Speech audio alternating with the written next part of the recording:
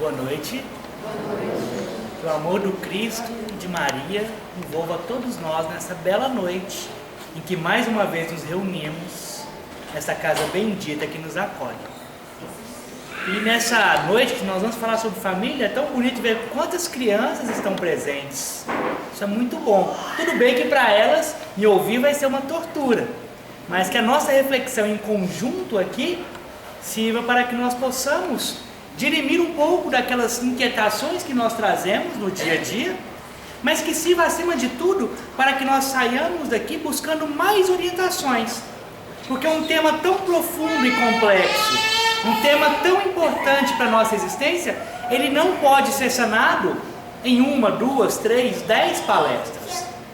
É por isso que a literatura espírita oferece a nós uma infinidade de livros cujo tema central é a família. E na própria obra de codificação kardeciana, nós temos a família retratada em vários momentos. Temos capítulos do Evangelho falando dos laços espirituais e dos laços materiais. Temos capítulos do Evangelho falando do honrar o pai e a mãe. Temos capítulos do Evangelho falando da educação, o cuidado com a criança. Temos um livro dos Espíritos, o livro que origina a doutrina espírita, a pedra angular do edifício dessa doutrina de luz. E para nós começarmos a reflexão sobre os conflitos familiares, porque a família é ambiente onde de fato há conflitos. Porque quem está agregado na família carnal? São aqueles companheiros do pretérito que se associam pela afinidade de gostos e de sentimentos. Então não são seres evoluídos, na maioria das vezes. São seres que têm dívidas do passado. E são seres que se assemelham muito na questão da associação mental, da sintonia. Porque juntamente com a lei de causa e efeito, há uma lei que anda e é sua irmã gêmea, quase siamesa, que é a lei de assimilação e desassimilação, sintonia. Nós só nos reunimos no grupo terreno, seja ele na família consanguínea ou nos laços de fraternidade, com aqueles que respiram no mesmo mundo mental em que nós respiramos. Você gosta de quem parece muito com você. Você convive com quem parece muito com você. E você não gosta de quem parece muito com você. Porque são laços criados. Tanto o amor quanto o ódio criam laços fortíssimos. Os laços do amor são indissolúveis. Os laços do ódio têm que trabalhar para se transformar em laços de amor. Porque o ódio não é antagônico ao amor. O ódio é o amor adoecido. Antagônico ao amor é a indiferença. Quando eu olho para outra pessoa e não consigo sentir nada por ela, a miséria do ser está em mim. Porque nenhum sentimento eu teço por aquele. Eu não o reconheço mais como um ser humano. Já dizia Érico Veríssimo isso. O contrário do amor não é o ódio, mas sim a indiferença. E André Luiz vem trazer essa reflexão para nós lá no livro Apostilas da Vida, na última lição, o amor, que vai dizer, ao contrário do que julgais, o amor não é o antagônico ao ódio, mas sim o ódio ao amor adoecido. Aquele que te persegue, aquele que pisa nos seus calos, na família, em qualquer lugar, ou no plano espiritual te persegue, é alguém que se decepcionou com você em algum momento. É um inimigo do passado que está te perseguindo. E futuramente, sabe o que vai acontecer com ele? Quem já leu pelo menos uns 4 romances espíritas aí já pode deduzir. Ele vai reencarnar como seu filho, como seu marido, como seu sobrinho, como alguém perto de você. É o futuro do seu obsessor. É reencarnar na sua proximidade. Porque ele é um paciente assim como você. Na relação de obsessão não há vítima e não há criminoso. São 2 doentes que precisam de tratamento e precisam de educar o seu intercâmbio de sentimentos e de pensamentos. Porque a sua ideia, ela é ideo-emotiva. É o sentimento que dá conteúdo ao que você pensa.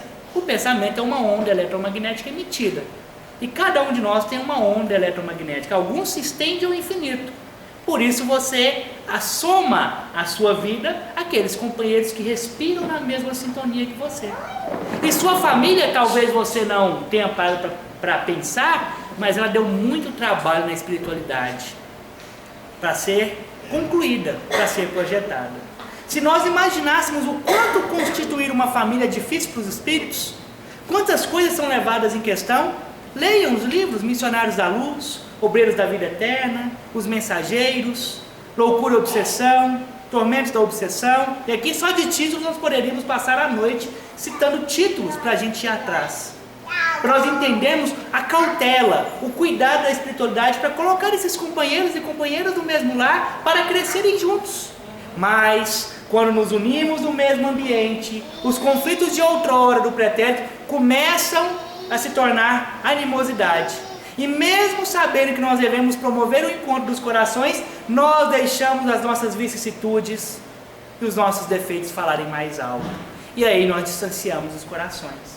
É por isso que Kardec pergunta lá no Livro dos Espíritos, qual seria para a sociedade o resultado do relaxamento dos laços de família? Olha que pergunta belíssima. Ele já tinha essa concepção. Olha, se a família, que se apresenta como um órgão importantíssimo da sociedade, relaxar os seus laços, o que vai acontecer com o restante da sociedade? Os Espíritos respondem claramente, seria uma recrudescência do egoísmo. O fortalecimento do egoísmo. Na pergunta 913, Kardec pergunta para os Espíritos, qual é a vicissitude radical? A raiz de todos os vícios? O mal radical? Os Espíritos respondem, nós já vos falamos, é o egoísmo, eis a chaga da sociedade. Analise todas as vicissitudes que você tem, analise todos os males da sociedade. Você vai chegar ao egoísmo. O egoísmo é o pai de todas as vicissitudes que nós temos. Ele é um monstro com várias faces, que se apresenta desde a baixa estima até a arrogância, que se apresenta desde a timidez até a necessidade de aparecer. São todas manifestações do egoísmo. O orgulho vem dele, a vaidade, a falta de amor próprio, que é nós nos isolando em nosso ostracismo, em nosso circuito fechado. É nós fugindo de sair de nós mesmos. E é esse o desafio da família. É tirar você da sua carapaça. É promover o encontro dos corações. Então, para falar de família e desses conflitos, primeiro nós devemos entender o que é família. Joana de Ângeles vai informar para nós que, excetuando toda a humanidade, então hoje um pouco mais de 7 bilhões de espíritos, mas quando ela fala isso, ela não está falando só dos encarnados, ela está falando de uma comunidade de aproximadamente 22 bilhões de espíritos. Então nós temos essa quantidade de espíritos com iminência de reencarnação, com necessidade compulsória reencarnacionista, são 22. Temos um pouco mais de 7 bilhões. Então há muitos espíritos que esperam urgentemente pela oportunidade da reencarnação. Ela vai dizer, excetuando toda a humanidade, todo esse contingente de espíritos encarnados e desencarnados com necessidades encarnatórias, o núcleo, a célula máter da sociedade é a família. Então a família só não é mais importante do que toda a sociedade em conjunto, mas é a célula motriz, matriz, máter da nossa sociedade. E é óbvio, qualquer um de nós sabe disso. Quem fez ensino médio, em sociologia se ouve, você tem núcleos de estudo sobre a família, na própria escola. Quem é religioso, você tem núcleos, toda religião, ela se funda com a necessidade de evangelizar a família. Não há outra razão para as religiões. Quando você for numa casa espírita como essa, você tem um núcleo de atendimento dos pais, o núcleo de atendimento dos jovens, das crianças, e você tem núcleos que intercalam todos esses atendimentos, que é uma das preocupações da doutrina espírita atual. Porque não basta ter um núcleo que atende a criança, ter um núcleo que atende o jovem, ter um núcleo que atende o adulto. Você tem que criar mais um núcleo, porque nós estamos atendendo essas pessoas separadas. Um novo núcleo da família para atender a família em sua integralidade, colocando os conflitos na baila e resolvendo esses conflitos. Ou, pelo menos, indicando caminhos para que esses conflitos possam ser resolvidos. Nos mais diversos tipos de família. Porque a família que nós trazemos, e está sendo muito discutido no Brasil atualmente, a família tradicional, e muitas pessoas falam de família tradicional, mas vocês sabem que família tradicional é essa? Quando se refere em família tradicional, estamos falando de uma família nuclear, composta de pai, mãe e filhos. Uma família estrutural. Só que essa não é a família tradicional. Se nós formos olhar na história, a família que nós temos como modelo tradicional é uma família vitoriana burguesa, que vivia mais de aparências. Se nós olharmos a antiguidade humana, nós vamos ver que as famílias não se constituíam nesses papéis. você tem famílias matriarcais, você tem famílias patriarcais, você tem comunidades que até hoje a mulher pode casar com vários homens, em culturas, no nosso mundo atual. Como temos culturas em que o homem pode casar com várias mulheres. Como temos tribos indígenas, por exemplo, que a criança nasce, apesar de ter o pai e a mãe, toda a tribo é responsável por toda a educação da criança. Todo mundo é pai e mãe.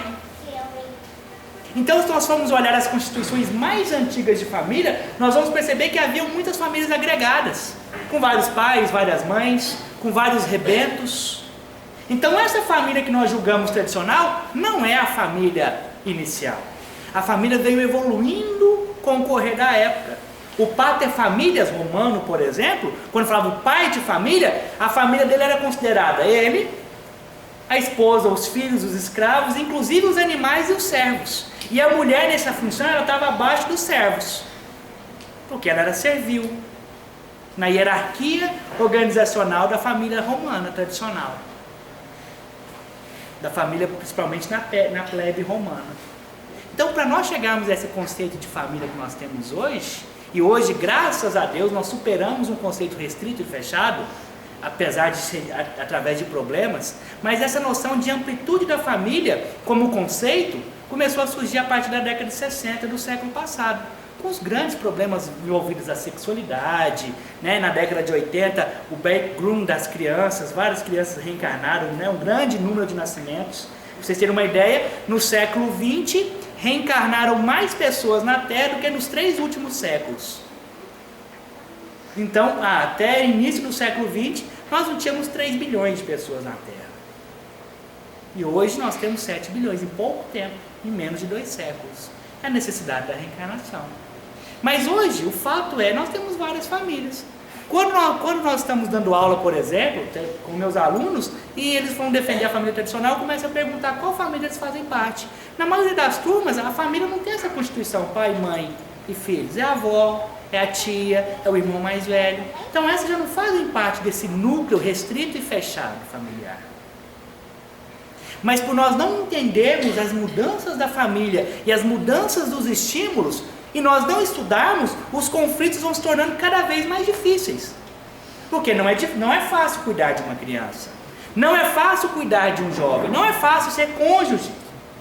Cada pai e cada mãe que aqui está presente, e aqueles que serão, devem entender que você está aprendendo a cada dia. Quando você é mãe de uma criança, pai de uma criança, você está aprendendo a ser mãe e pai de uma criança. Assim como você vai aprender a ser mãe e pai de um adolescente, a cada dia. E quem teve mais filhos, você vai perceber que quando o outro chega nas fases que o primeiro já teve, você reaprende muita coisa.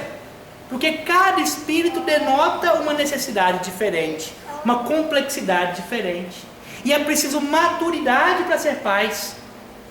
Não quer dizer ser sisudo. Nós confundimos hoje família autoritária com autoridade.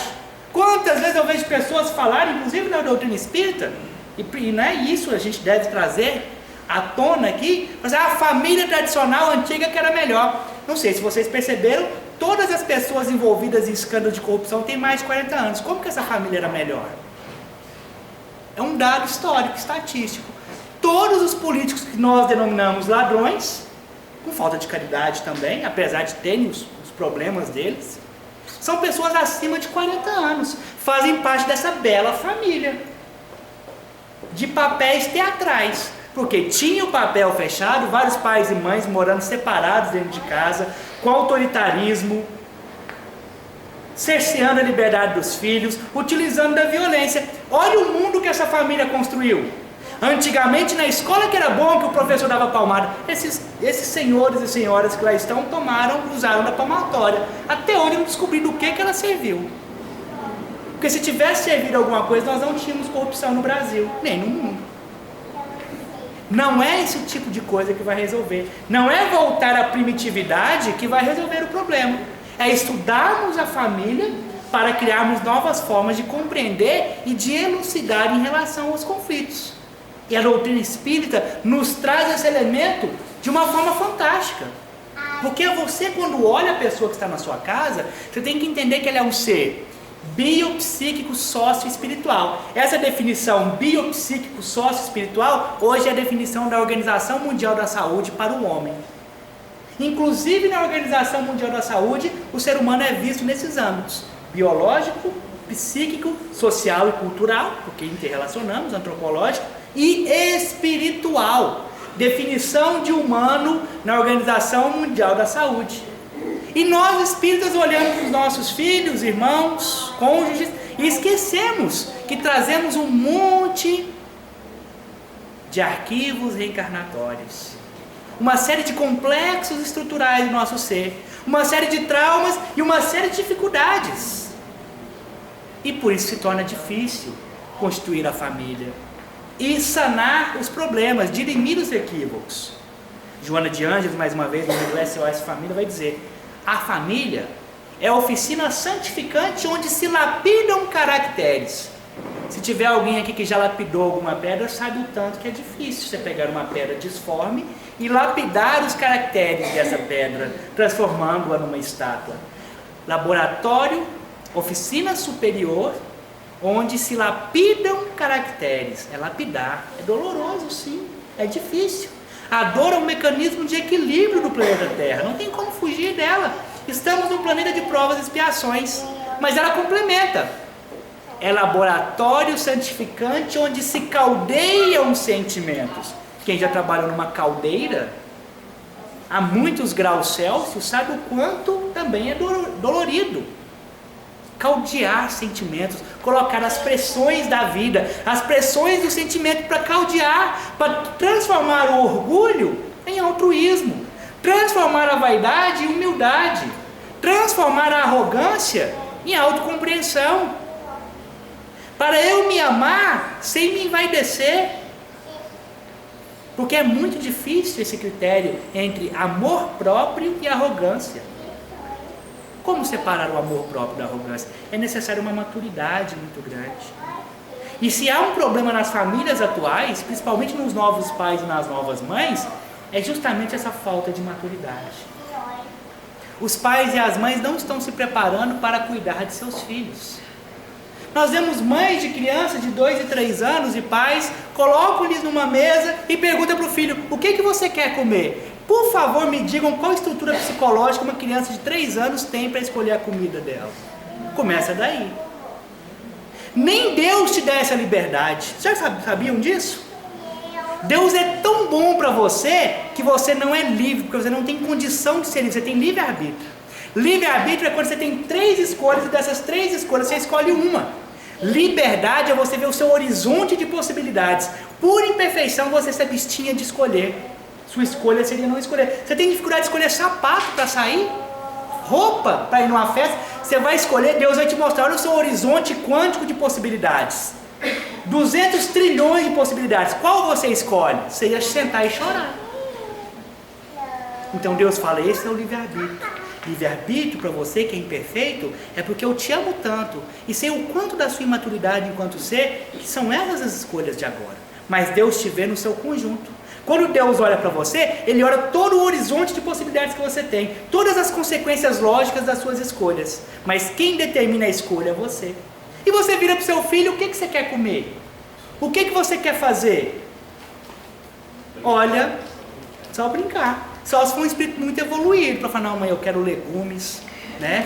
Eu quero eles in natura. Por favor, compre na feira para mim um que seja sem agrotóxico. E por favor, coloque a partir de hoje feijão preto, porque ele tem mais proteína do que o feijão normal, ou feijão branco. Mas eu também queria uma proteína de soja, porque eu sei que vai ajudar no meu desenvolvimento neurocentral, que vai ser uma maravilha.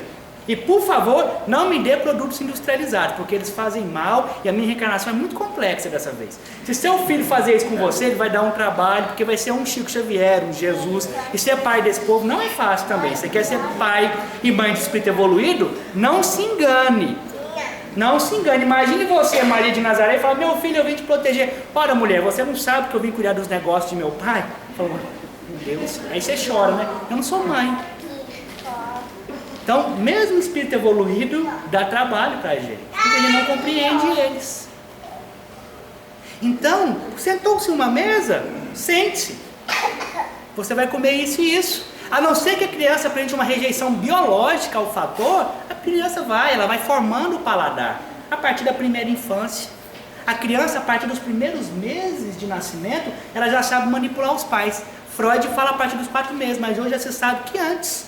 Por exemplo, um bebê que você não acostuma ele a dormir, ele vai logo descobrir, por instinto, que se ele chorar, o pai e a mãe vão aparecer.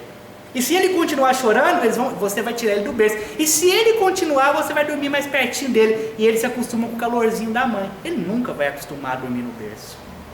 Quando ele faz aproximadamente 6 meses, ele já sabe mentir. Uma criança da birra, se você não dá atenção, já foi filmado, tem vários testes de laboratório, e ninguém dá moral. A criança, mesmo engateando, levanta, olha, não tem ninguém dando moral, ela vai fazer alguma coisa. Quando ela vai crescendo, ela vai sofisticando os métodos de mentira e de manipulação dos pais. Mas para o pai e a mãe perceberem isso, e porque nós estamos muito corridos, você quer que o menino pare de chorar logo, você prefere atender. Só que aí você tem uma inversão de valores. Você tem a síndrome do imperador. A criança começa a mandar nos pais. E aí, não há psicólogo que ajude. E hoje em dia tem pais e mães, e aí a gente, palestrante, professor, sofre muito com isso, que você fala alguma coisa, eles acham ruim. Tive em minha família um exemplo disso muito triste. De falar para mim, não, ele é meu filho, eu que educo. Eu falei assim, então você não entendeu o que é a família, porque a partir do momento que você tem um filho, ele vai para a escola, vai para a creche, para qualquer lugar, a sociedade é responsável, corresponsável pela educação dele. Ou você acha que quando você não está na casa do seu irmão, na casa do seu tio, na casa, e a criança está lá sozinha, ninguém vai poder chamar a atenção dele, tem que esperar você chegar para você atender a ordem do seu imperador. Porque é assim que funciona.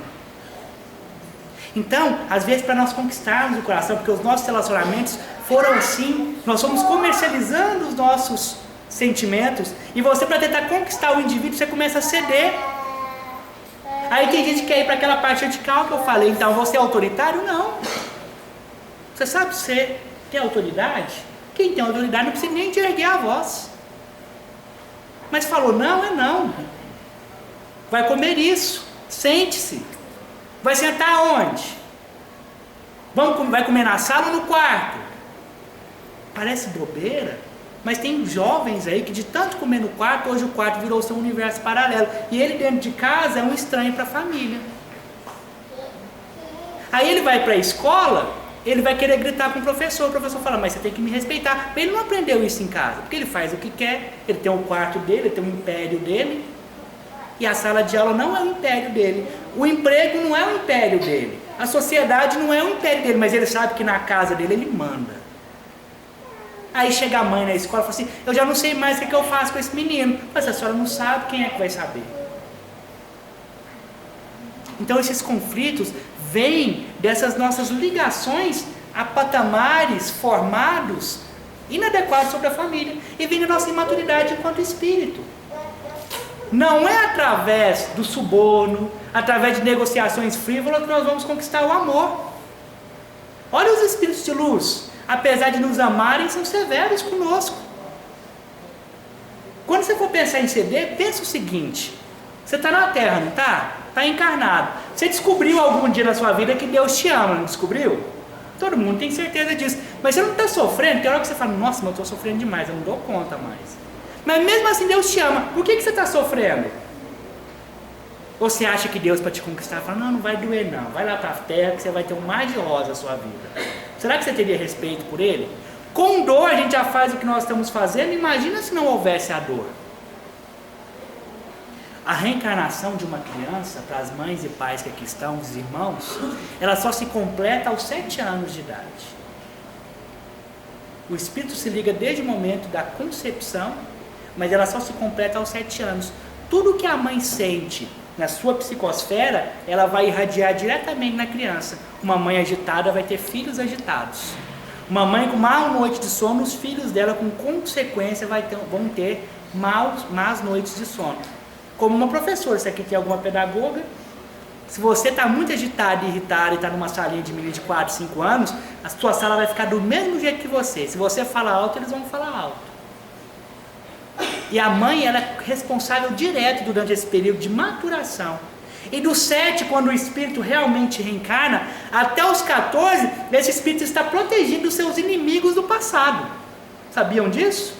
Então ele ainda não formou seus caracteres genéticos, inclusive psicológicos, para que os obsessores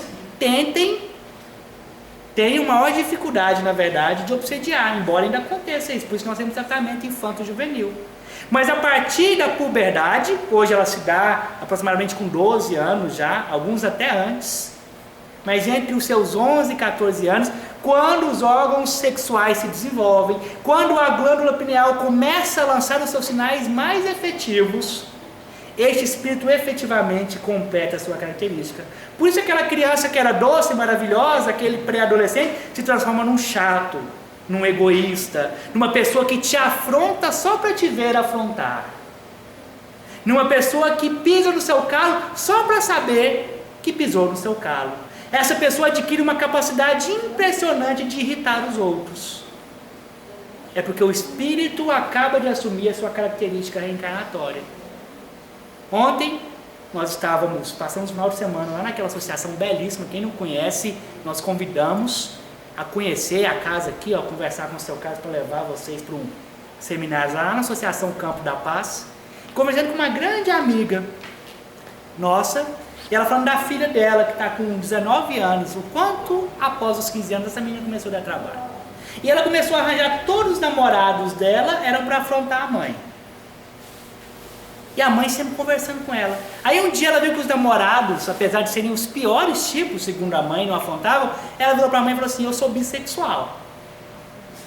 A mãe dela eu estou namorando com a menina agora, que eu cansei dos meninos. Que dia que você vai trazer ela para casa? Aí, tá vendo? Mas a senhora não tem jeito com a senhora não. Aí, o que a senhora quer comigo? A senhora acha que a senhora é a dona da razão? Mas eu só perguntei para você quando é que você vai trazer ela para casa para eu conhecer. Sua namorada, ela faz parte da nossa família. Mas a senhora quer estar sempre certa? Mas eu não estou falando isso para você. E ela foi contando de tudo que essa filha tinha feito. A sorte que é uma psicóloga também, e todos os problemas que tem enfrentado, mas enfrenta.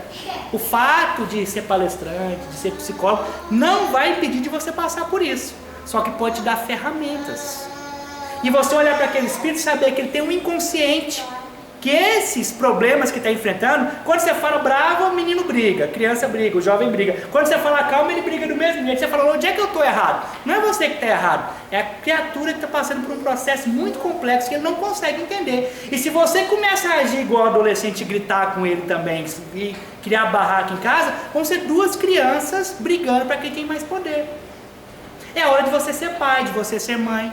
O que nós estamos confundindo. Aí nós estamos alimentando o conflito. O que é um conflito? Um conflito é quando há uma força que duela com a outra força para o domínio de determinado lugar. Se você é pai e seu filho é filho, não tem conflito. Porque é uma hierarquia. E todos os problemas que se apresentarão, e essa é a boa ou a má notícia, eles vão se apresentar. Por melhor que seja a sua família, por mais esclarecidos que sejam os pais e os filhos, você está lidando com seres humanos. Você vai lidar com seus pontos fracos também, assim como vai lidar com os pontos fracos dos outros. E é aí que vem as metodologias da doutrina espírita, o estudo, a casa espírita, o culto do evangelho no lar. E é aí onde vai entrar a sua autoridade. Não autoritarismo, mas autoridade. Porque tem pai que bota o filho no judô, no jiu-jitsu, no taekwondo, na natação. Agora você não vai para a evangelização não, porque você está muito cansado. Ora, que tipo de criança você está querendo criar? O filho estuda nas escolas, quem tem condição de pagar uma boa escola, o dia todo, aí chega no dia de se evangelizar, de tentar ser uma pessoa melhor, você não deixa, porque está muito cansado de aprender a marcar X, porque eu como professor que não quer mais saber de dar aula nessas escolas, sabe muito bem que o que nós fazemos em determinadas escolas pela indústria do vestibular, hoje do Enem, é nada mais nada menos do que ensinar marcadores de X. Quando acaba o Enem, simplesmente esvazia o conteúdo das suas mentes. Porque não há educação. Isso com todo o respeito e com toda a atenção. Essas escolas não educam seus filhos. Há escolas que assumem o compromisso de ajudar na educação. Essas escolas onde há 70 alunos, o professor fala no microfone e ele simplesmente regurgita conteúdo, ele não é professor e aquilo não são alunos. Ele é um facilitador do processo e vai condicionar. Skinner, quem já estudou Skinner, condicionamento a passar no Enem. Por isso que a pessoa não consegue adquirir isso. Quantas vezes eu estou dando palestra para jovens, para adultos, aí eu falo lá da lei do Joule, que eu estudei em 2005. Aí o menino que estudou na melhor escola, não lembra o que é aquilo, como é que usa, aí você faz a relação com o espiritismo, como é que funciona a lei do trabalho, com não sei o que, com a lei de trabalho dos espíritos. A pessoa, nossa, é isso? Mas por quê? Você não aprendeu quando você estava na escola. Não foi educação, foi uma instrução mais ou menos.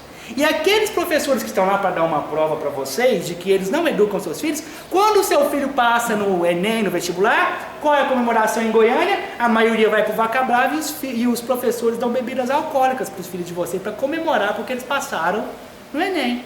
Se isso for educação, me desculpem, mas o meu modelo de educação é outro. Ex ducere. Conduzir de dentro para fora. O que as instituições humanas estão conduzindo de dentro para fora dos filhos de vocês e de vocês? O que você aprende na sua empresa? O que você aprende na sociedade todos os dias? Agora a grande pergunta, o que você aprende dentro da sua casa? Será que a sua casa está sendo reprodução dessas instituições que visam a concorrência selvagem, sangue nos olhos? Ou será que a sua casa é um lar? Será que dentro da sua casa existem seres congregados ou simplesmente seres agregados?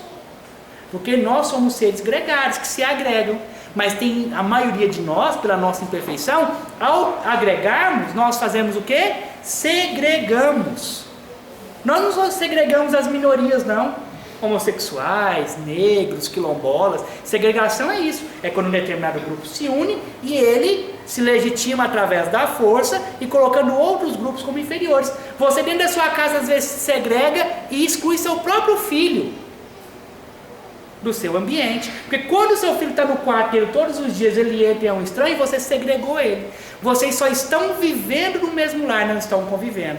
Vocês estão agregados e não estão congregados. Congregar, por isso que tem congregação cristã, por isso que as reuniões cristãs eram congregações, e aqui esperamos nós que estejamos congregados e não simplesmente agregados. É quando pessoas com pensamentos diferentes, com características diferentes, tentam trabalhar pelo mesmo horizonte, pelo bem comum. Será que a sua família é só uma reprodução do capitalismo selvagem? De concorrência? De alienação? De maldade uns com os outros? Será que a sua educação do seu filho são somente projeções das suas frustrações? Será que você, enquanto filho, acha que você realmente sabe mais do que seus pais no ápice da sua arrogância? Eu lembro quando eu tinha 18 anos, eu me achava tão sábio. Hoje eu olho para trás e me dá uma vergonha tão grande. Quando a gente tem 18 anos, a gente é mais sábio do que em todas as épocas da vida da gente, até uns 20 e poucos, né? Mas tem gente que não sai dos 18 anos nunca. Eu conheço homens e mulheres de 40 anos que estão com 18 até hoje. Não assumem responsabilidades. É por isso que liberdade não é para nós ainda. Responsabilidade é a capacidade de dar respostas. Quando você fala para o seu filho o que você quer vestir, o que você quer comer, você está obrigando um ser que não tem condições de lhe dar aquelas respostas a ter que te dar aquela resposta. Aí esses dias eu ouvi uma companheira dizer, mas tem a Montessori. Quer dizer, se eu usar a Montessori para isso, é deturpar toda a pedagogia dela. A criança só pode fazer o que ela tem condições de fazer. Como é que eu vou saber como meu filho consegue ou não fazer uma coisa? Já ouviu falar de livro? Você lê. Livros sobre infância na doutrina espírita, na psicologia, tem aí a preço de banana, muito barato. Como é que funciona a formação neurocentral do seu filho? Até 3 anos, o que ele está aprendendo? Como é que funciona? Piaget, Vygotsky. Mas eu não sou pedagoga, eu não sou psicólogo. Tudo bem, mas você é mãe, né? E a doutrina espírita resume tudo isso. Pega a literatura de Joana de Ângeles. São livros que tem que ter em casas, nas nossas casas, para melhorar. Com eles vai ser difícil. Imagina sem eles. Então é através desta conduta madura, de nós trazermos essa responsabilidade para nós. Eu tenho minha responsabilidade enquanto pai, enquanto esposa, enquanto esposo, enquanto mãe, enquanto filho. Porque o seu filho com 18 anos, como eu acabei de falar, ele vai ser arrogante mesmo. Ele vai te confrontar. Aí você que vai determinar se vai haver conflito entre gerações ou não. E não fiquem tristes, tá bom? No primeiro momento, todo dia que você falar com o seu filho, ele vai te achar errado. Se você falar, meu filho, eu te compreendo. Aí, tá vendo? Mas eu acho que você sabe de tudo. Fica quieto, menino, eu que mando. Tá vendo? O senhor é autoritário. Ele vai brigar. Ele não vai entender. Com o aluno é assim. A gente às vezes é assim também, não é? Você desabafa com a pessoa, aí ela fala, sim, ela começa a pontuar. Não, mas aí você não me entendeu. Ué, mas é justamente porque eu te entendi que eu tô discordando de você e tô pontuando. Não, mas eu não quero não. Ué, então tá bom. Então quando você quiser monologar, você avisa. Agora se você quiser um diálogo, se você quiser ouvir a minha contrapartida do processo, você avisa antes pra gente saber como se construirá a nossa relação. Então nós não podemos ceder esses caprichos. E nós não podemos substituir, porque nós estamos falando aí de todo esse processo, e falar de família, falar de tudo isso. Quanto tempo você tem com seus filhos todos os dias? Então tem jovens que entram na escola às 7 da manhã e saem às 7 da noite, 8. Aí tem pais que tentam substituir essa ausência, dando presentes, dando viagens, e não funciona assim. Nenhum empregado, nenhuma pessoa vai substituir o abraço paterno ou materno, ou dos pais ou das mães dessa criança que fazem parte desse lar. Se você não pode ter 8 horas por dia de convivência com seu filho, você tem 2, qualifica essas 2. Mas eu estou cansado. Se essa for a desculpa, ninguém vai fazer nada da vida. Divaldo Pereira Franco tem 300 filhos com o sobrenome de Pereira Franco. Foi as primeiras crianças da Casa da Mansão do Caminho. Até que o pessoal brigou com ele, falou, pode batizar esse menino no seu nome, que chegavam lá, porque como é que você vai fazer? Hoje são atendidas mais de 8.000 crianças, todos chamam eles de vô. Será que ele tem muito tempo para ficar com essas crianças? Não, mas quando ele está lá, ele qualifica. Quantos pais, quantas mães qualificam? Tem jeito. Quem é que faz o culto do evangelho no lar com as suas crianças, com os seus adolescentes? Agora vai ser difícil, quem não fez até hoje, você convencer aquela criatura a sair do quarto e ir para a sala, é como se fosse um ambiente estranho para ele. Ele vai chegar até assustado, mas aí é paciência. Não vai adiantar você chegar na sua casa agora e falar, nossa, eu vi uma palestra, eu vou ser uma mãe melhor. Meu filho, vem cá, eu te amo. Eu falei, alguma coisa vai dar errada. Não vai ser assim, agora vai ser paulatino o processo de transformação. Mas quem tem crianças aqui, no seu culto do evangelho no lar, primeiro, se você não tem culto do evangelho no lar, está na hora de fazer. Quem fundou o primeiro culto do evangelho no lar foi Jesus, está lá no livro Jesus no Lar, do Neio Lúcio. Desenrolou as escrituras sagradas, que era a Torá na época, e começou a ler as escrituras, fundando na casa de Pedro o primeiro culto do evangelho no lar. Pergunta a você, Jesus precisava de ler alguma coisa? Com 12 anos ele estava ensinando os doutores do templo sobre aquelas escrituras que ele não estava em mãos. Ele leu para dar exemplo. Então o culto do evangelho no lar foi fundado por Jesus. Mas aí você faz o culto do evangelho no lar com o livro dos espíritos, com o evangelho, seu menino tem 5 anos, aquilo é chato, que é um absurdo. Compra um livro infantil, faz ele participar. Meu filho não sabe ler, mas ele lê a estrutura do livro. Pede para ele descrever a figurinha. Nos comentários pede para a criança participar. Coloca a criança para fazer a prece inicial, a prece final. Deixa ela se mostrar um ser ativo. Tá vendo? Essa é a responsabilidade que você pode dar para ela. Essa você não dá. Mas perguntar o que ele quer comer, você pergunta. Eu quero todinho todo dia. Eu tenho um sobrinho que ele só quer arroz branco e carne de porco, se deixar. Dessa finura, quase embora. Dá uma gripe ao hospital, porque se perde 2 quilos, desidrata. Mas santo de casa não faz milagre. Então, o que eu falo para vocês em casa não funciona. É sempre assim. Porque aí o palestrante, o professor não pode falar, não. Aí tem que falar outra pessoa. Mas é assim, água mole e pedra dura, tanto bate até que fura. Então nós devemos começar a refletir. Essas questões de conflitos familiares começam das pequenas coisas. É porque a gente está esperando aparecer um problema gigante lá na frente, é isso que nós estamos esperando? Mas nós podemos começar agora. E aqui, meus irmãos, minhas irmãs, é o lugar onde a gente angaria recursos para fazer uma família melhor. A casa espírita é uma casa fundada para a família. Pergunte para qualquer um dos médios aqui, qual é a função dessa casa espírita? Atender a família. Traga os seus filhos para a casa espírita. E assim, porque você vai ter o trabalho de acordo com a necessidade. Aí nós vamos ser obrigados a cada dia sofisticar mais as nossas atividades para atender esses núcleos. Mas você vai ver. E quando chega a determinada época, o seu filho vai ter a vontade dele mesmo, ele vai viver. Você não tem que preocupar agora se seu filho vai ser espírita, se ele vai ser judeu, se ele vai ser ateu. Tem que perguntar agora, como está a formação do caráter do meu filho? O Rossandro Kinjay, que vocês conhecem, o palestrante famoso espírita, é psicólogo, ele conta um caso que é muito interessante, para nós encerrarmos, porque o assunto é tão bom, mas o tempo é tão curto. Ele fala de uma paciente, estava falando com ele, que teve um filho que ela levava para o centro espírita na orelha, né? Mas dava um trabalho. Eu lembrei de mim, que a minha mãe na minha casa tinha um pé de amora, e ela botava os 3, nós somos 3, 2 são espíritas, meu irmão mais velho não é espírita, mas é uma pessoa muito honrada, mas eu acho que ela botava um pouco na frente, porque se a gente tentasse correr para voltar, a vara alcançava, não tinha jeito. Então nas primeiras, né, a gente ia na orelha também para a casa espírita. E esse menino ia para a casa espírita, mas ele ia, e sabe aqueles meninos custosos, dava trabalho para as evangelizadoras, tudo? E ele contando, esse rapaz cresceu, mora na Espanha atualmente, e ele é travesti. Então, e lá o trabalho dele, ele é um garoto, né? Um garoto de programa. E aí ela falando, mas Rossandra, a melhor coisa que eu fiz na minha vida foi levar ele para o centro espírita, porque hoje ele não é espírita, ele não acredita em quase nada, mas toda vez que ele me liga que ele está muito bravo, ele fala, mãe, obrigado por ela ter me levado para a casa espírita. Aí uma vez eu perguntei para ele, por que você fala isso? Você não é espírita nem nada, nem o evangelho você quis levar? Ele falou, mãe, é porque direto eu quero matar um aqui. Toda vez que eu penso em matar alguém, eu lembro daquelas aulinhas. Até hoje eu só não matei alguém por conta das tias de evangelização. Senão eu tenho certeza que eu tinha matado uma pessoa aqui já. Então vocês estão vendo a importância?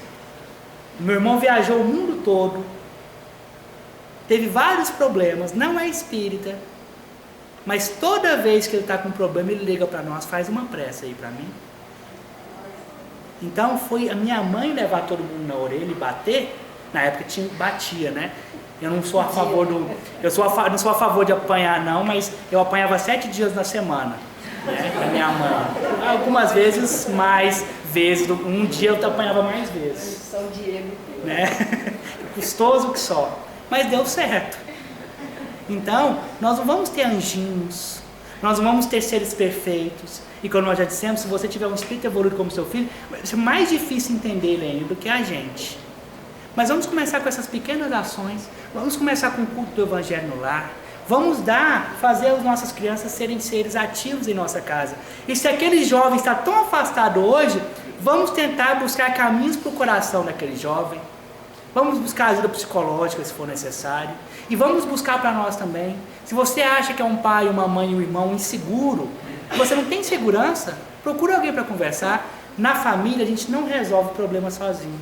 E nunca se esqueçam, a família é responsável direto pela educação dos seus partícipes, mas toda a sociedade é responsável pela educação de todo mundo. Se a sociedade está assim, é porque começou da família. E não adianta comparar a família de antes com a de hoje, porque se a família de antes fosse um modelo exemplar, o mundo não estaria como está hoje. O modelo exemplar é o Evangelho de Jesus. E ele está na nossa frente para nos ensinar. Cabe a nós escolher se vamos segui-lo ou não. Uma boa noite e que Deus ilumine nossa jornada e nossas famílias.